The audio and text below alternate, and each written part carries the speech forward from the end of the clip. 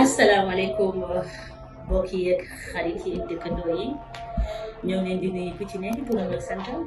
comme niñ ko tàmmee di def rek di leen baal àq di leen baal aussi parce que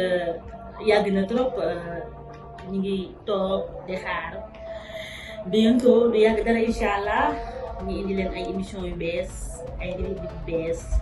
ngeen koy seetaan fii ci suñu télé Jolof TV. mbokk yi ñu ngi leen di woo fu ngeen nekk ak ci lu ngeen mën a nekk na ngeen bàyyi seen xel te xam ne chaîne bu bees la léegi mu ñëw bientôt bam lay def ñu jàkkaarloo gaay yi def ak yéen lu baax incha allah suñu émission nag mi ngi commencé mercredi lay doon incha allah muy jigéen ak la mu warloo këram incha allah ngeen bàyyi ci xel bu baax a baax yéen jigéen ñi nga xam ne yéen ay yaay yi yéen a defar kër yi yéen ay société bi. yéen ñi nga xam ne